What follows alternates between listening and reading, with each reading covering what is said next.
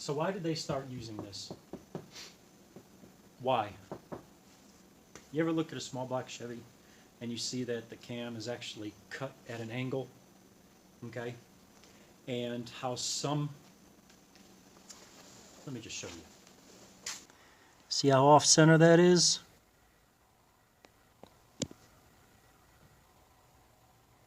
Got more material on one side than the other. Okay. That block is that, let's just say core shift, all right? Get a better view. All right, you see right here how it's thin right here and it's thick over here. That, by the way, is where the timing chain rides up against the cam gear. Okay. So, and that whole theory about the cam moving forward when you slow down, that some of the information out there is just so laughable. So, anyways, moving on. That machining process that they did to this engine was off so much, it's actually like this, okay? Now, I'm being dramatic with this, so it's actually machined like that. Because if you come over to the back,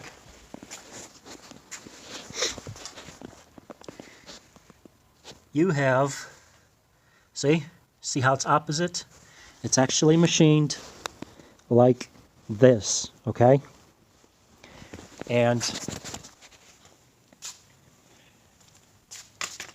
if you don't believe me, well, look at this.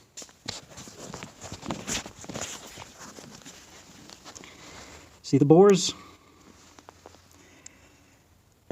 See how they're actually getting thinner on this side? Right here? See how it's thicker? It's getting thinner, thinner, and holy cow.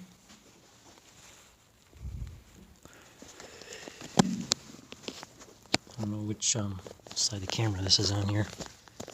See that? See how thin that is?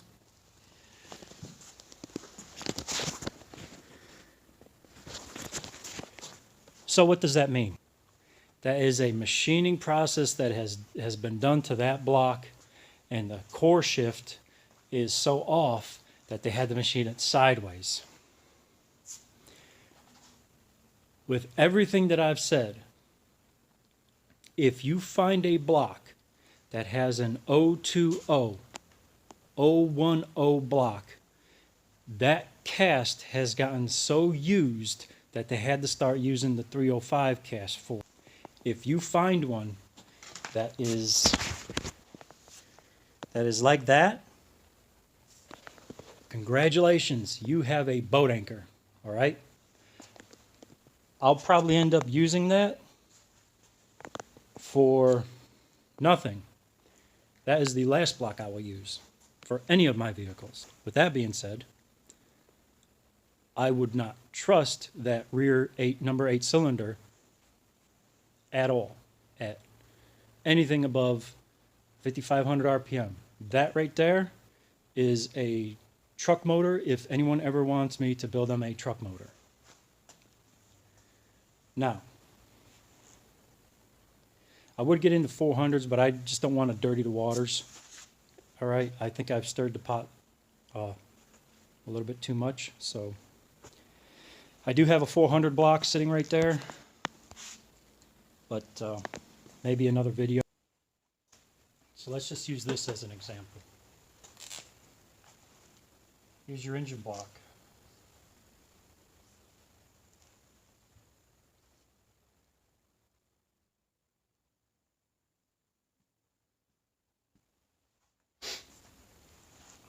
When you splay the caps,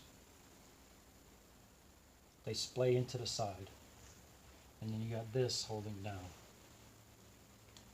That is good for more than just tying into the side of the engine, okay?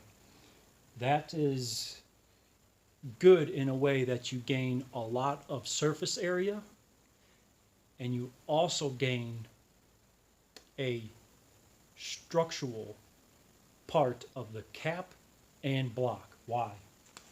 Because in a 2-bolt main, this is just a crude drawing. Okay. The main cap sits down inside the webbing. When you machine for a splayed cap, you retain that. Why is that important to retain that? Because this little bit of surface area here that you gain adds to the clamping force. It adds to the resistance of that cap wanting to walk, okay? And this leads us into, we're going down a rabbit hole here, okay? So let's just dig a little bit further into that. A crankshaft is not trying to blow out the bottom of the engine, all right? That's, I don't know whoever thought of that. If you look at geometry, if you study rotational mass, do you think the rod, and now this is going a little bit deeper into the rabbit hole. This is, all right, you all heard about rod stretch, right?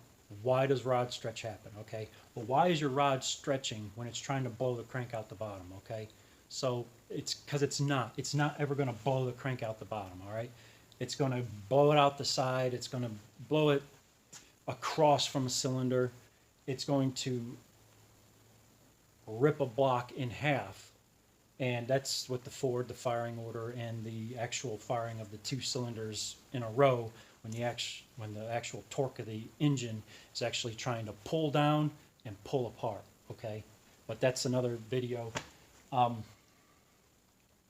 crank is trying to swim in the engine, okay? You need to look at my other video on this. It is not trying to blow out the bottom. If it was trying to blow out the bottom of the engine, when you look at a small block Chevy crankshaft, you will see that the counterweights would be even across the plane, across the crankshaft. And if you look at a cross-plane engine, the counterweights are identical. But if you look at a small block Chevy, a small block Chrysler, anything that has the 184-365-72 firing order, or even the 7243 swap, like LS, you will see that the crankshaft in these engines have a big counterweight on the ends that are opposite of each other. And then as you go towards the center, they get smaller. And in the center one, they're almost non-existent. That is because the crankshaft is trying to swim in the engine. It is not trying to blow out the bottom. And that's what makes your caps walk. That's what actually brinnles this surface area right here. All right, that's called brinnling. When you see that movement of the cap under a clamping force and it's trying to walk and move, that's called brinnling. That's why splaying it with a 2-bolt main is a lot better than just buying a 4-bolt main. Now, I don't want to go further into the rabbit hole, so I'm just going to end it with that.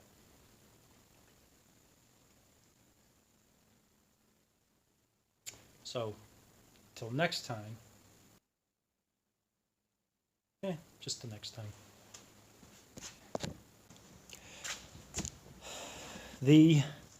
Here's a 305. Okay, we can all see the webbing differences. Okay, see how the webbing is? See how it kind of cuts in